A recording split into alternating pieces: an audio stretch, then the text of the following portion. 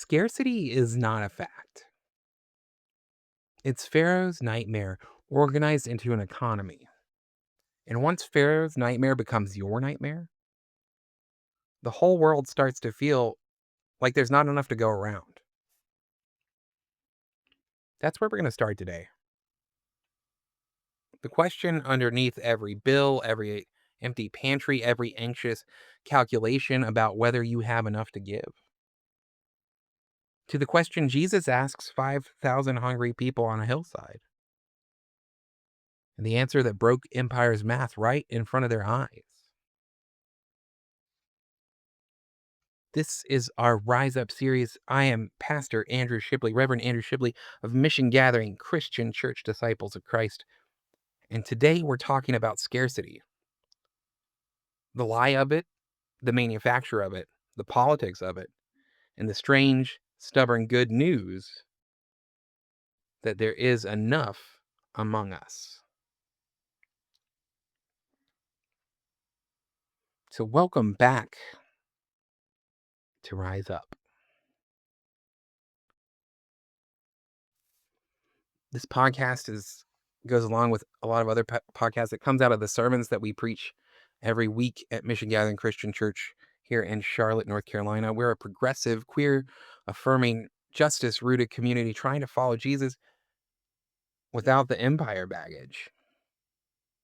If you've been with us for a while, you know the through line, right? We've been preaching against shame, preaching against isolation. We've been preaching against the imperial God we were handed in childhood. And today we're going to keep that thread going. Because all of those wounds live inside a deeper story, a story that whispered underneath everything, right? The story of scarcity.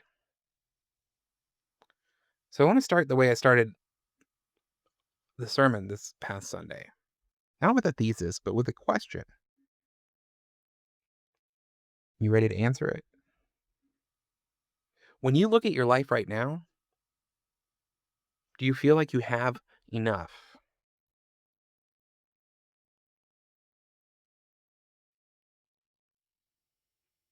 Do you feel like you have enough time, enough money, enough energy, enough margin, enough left over to give somebody else?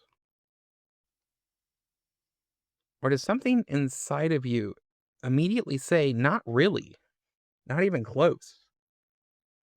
Like, I'm running on fumes and the tank's been empty for a while. I'm sending out Cash App requests just to get the bills paid this month.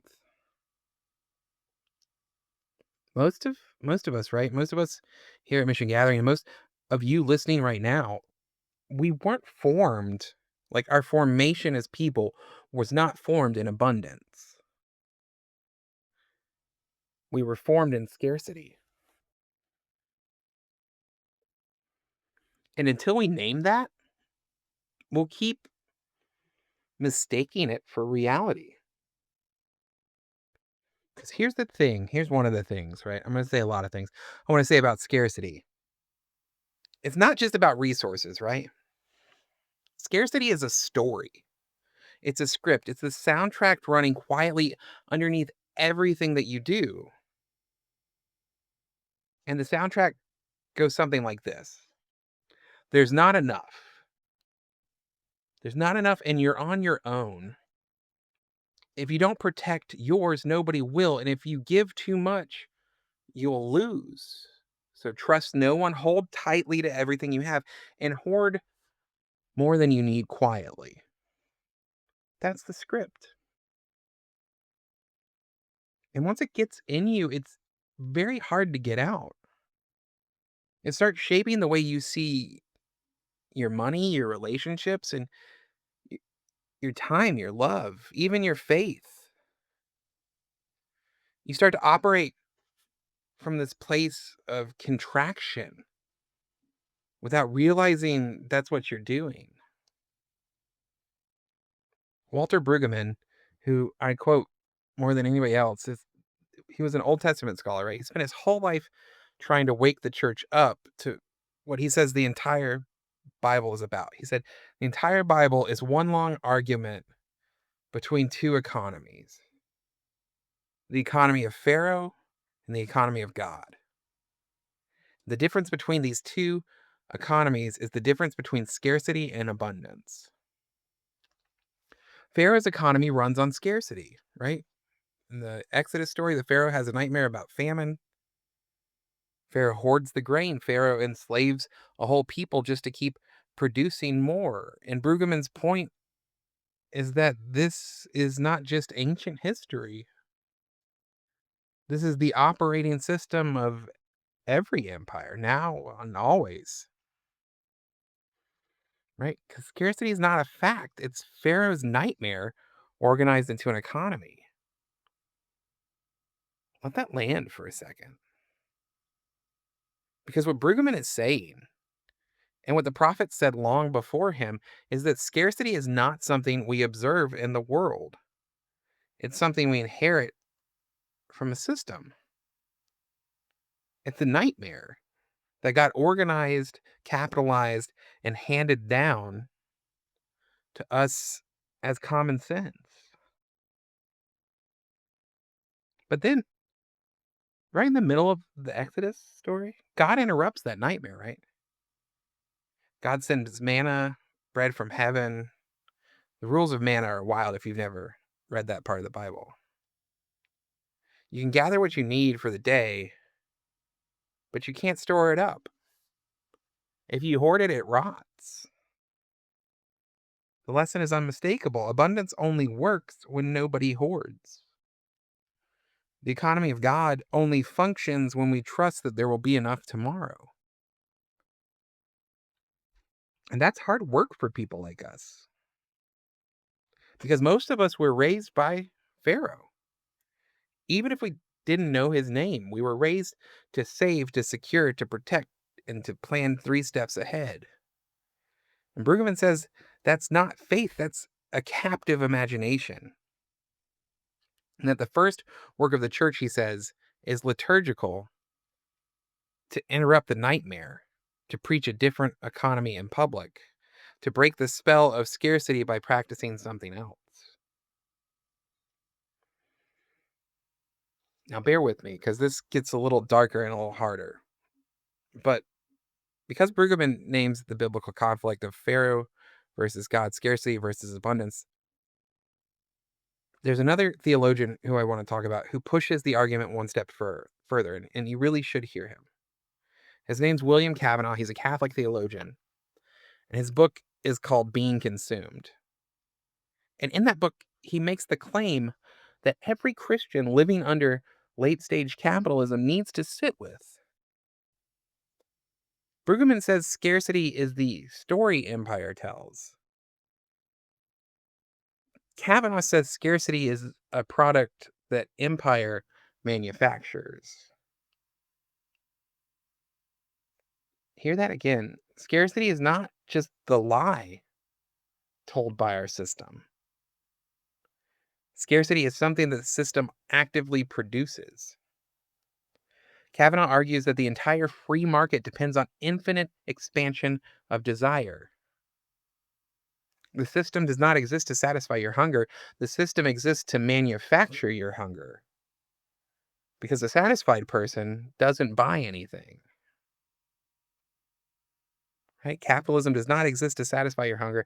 It exists to manufacture your hunger. Think about what that means in practical daily life, right? Scrolling on your phone, the advertising industry, the algorithm, the influencer feed, the endless launches and drops and updates. These are not accidents. They're a machine designed to keep you in a permanent state of not yet, not skinny enough yet, not successful enough yet, not productive enough yet, not stocked up enough yet, not safe enough yet, not yet, not yet, not yet.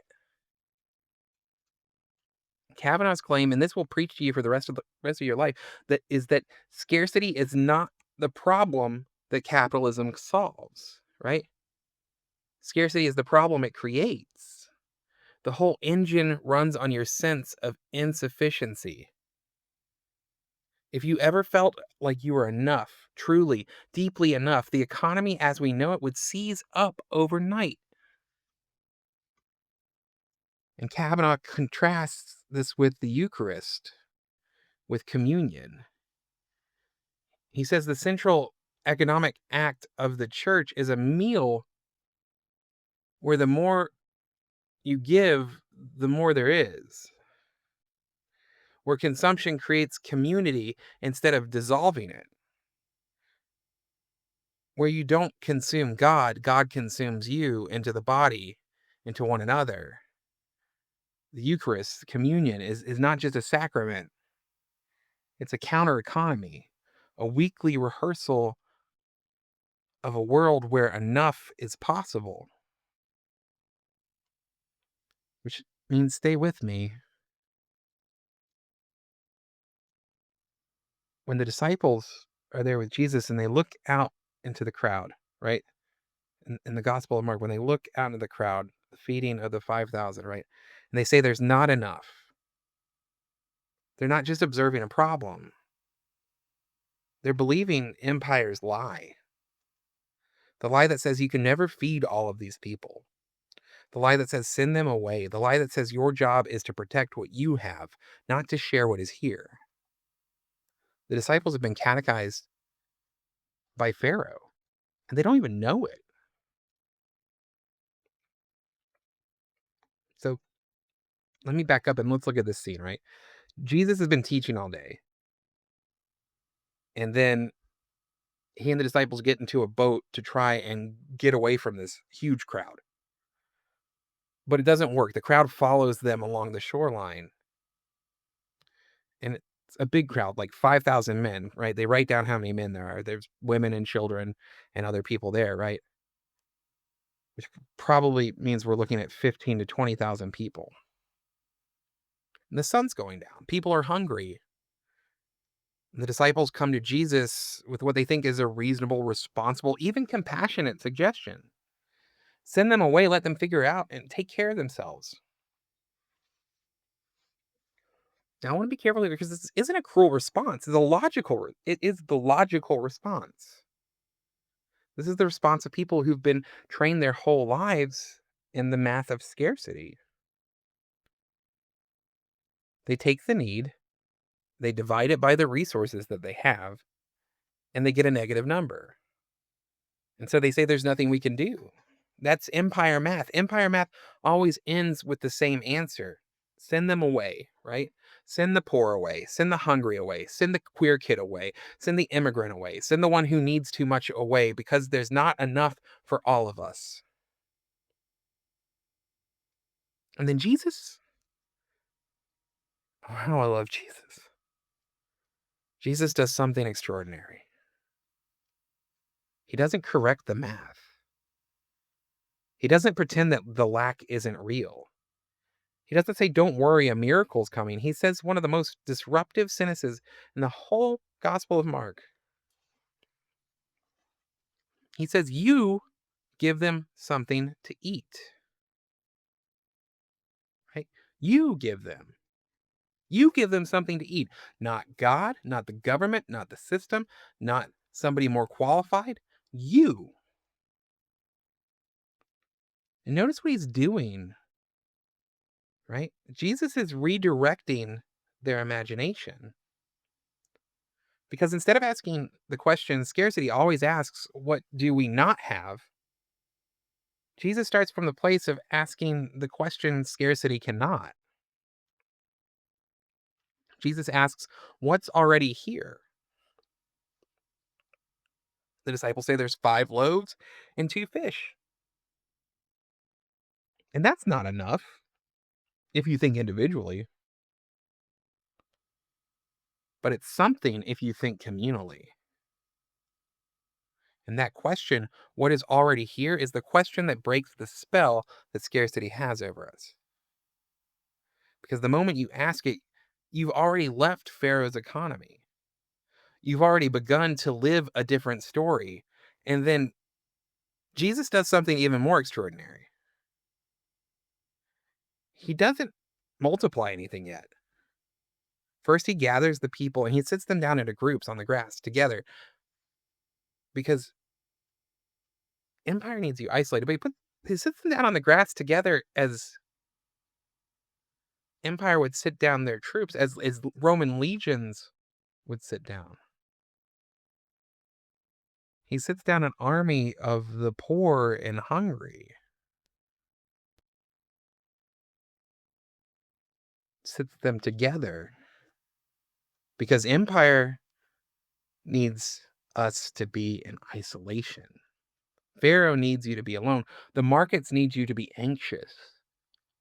But the kingdom of God needs you seated next to your neighbor with your hands open and your fearful grip loosened.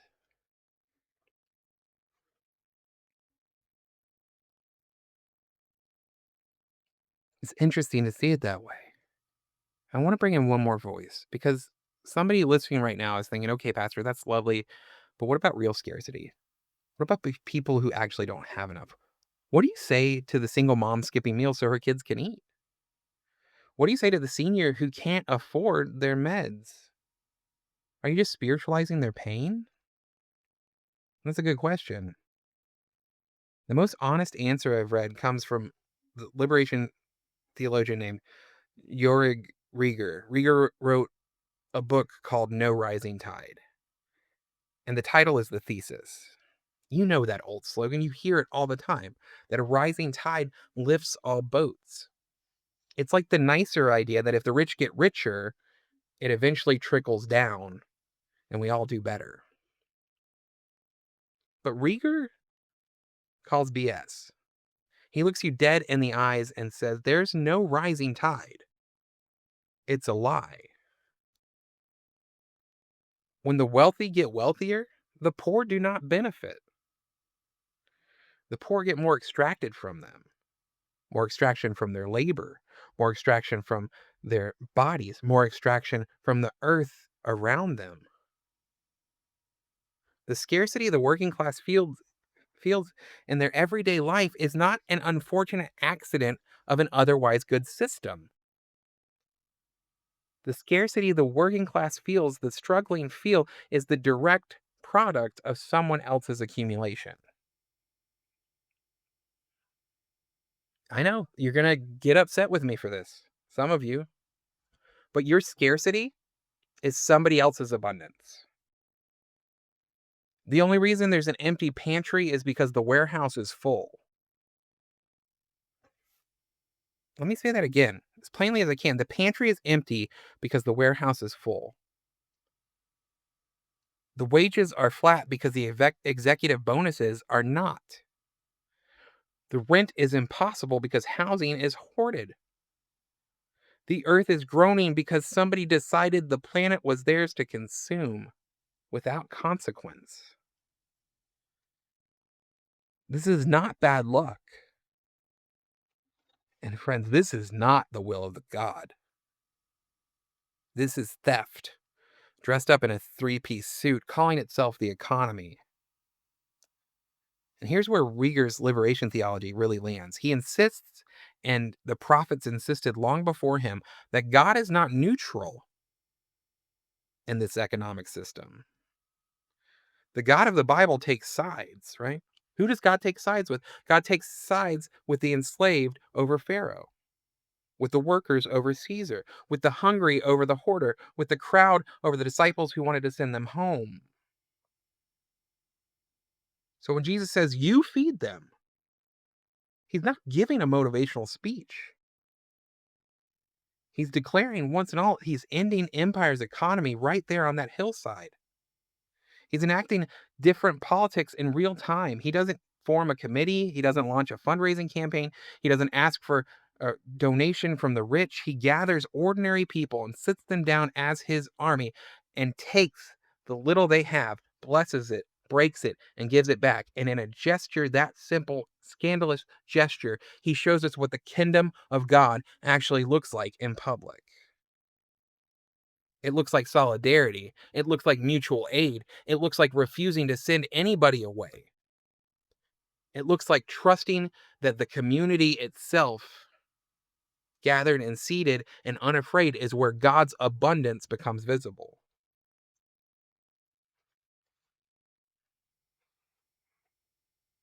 So now we're at the part of the episode where I always ask, okay, what do we actually do with this? Because if you listened this far, if you haven't unsubscribed yet, something in you knows this is true. You can feel scarcity's grip on your life. You can name Pharaoh's voice in your own head. You can see the manufactured hunger in your feed and the political theft in your paycheck. So what now? I'm not calling for you to seize the means of production. I just want to give you three practices, not steps, not a program, practices. Small, daily, deliberate ways of leaving Pharaoh's economy and entering into God's. The first practice is always to notice. Just notice. This week and every time scarcity speaks in you, every time it pops up, name it. When you feel that tightness about money, name it. That's scarcity. When you feel anxiety about not having done enough today, name it. That's scarcity. When you find yourself protecting something out of fear instead of love, name it because that's scarcity. Don't fight it yet. Just notice it. That's the first move of any captivity, is becoming aware that you're captive in the first place. The second practice is to ask the better question. The question scarcity cannot ask. The question that Jesus asked, what is already here?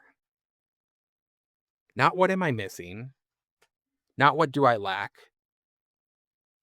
Not what would I have if? What's already here in my life, in my body, in my home, in my community, in my room on the hillside with these 5 loaves and 2 fishes? What is already here? And here's what happens when you start asking that question. You start seeing things that you couldn't see before. You start noticing the friend you forgot you had. You start noticing the skill you stopped using. You start noticing the time you actually do have, the food you actually do have, the love you've actually been receiving without recognizing it. The question in itself is a kind of grace. And the third practice is to share something. One thing. Just one thing, not heroically, not perfectly, but honestly. Share a meal. Offer your help. Ask for help. That's the harder one for some of us, isn't it? Bring what you have to a table that is not your table. Send a small check to someone who needs it. Or if you're, you know, not over 50, Venmo or Cash App them. Pick up a phone for someone who is alone. Refuse in some small way to send the people in your life away to fend for themselves.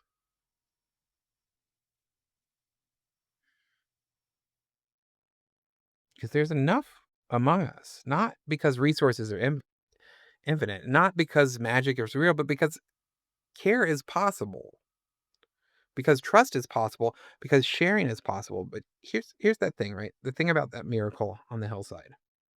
I used to really care about this because you can argue all day about how it happened. Was it like metaphysical multiplication? Was it sharing? Was it both?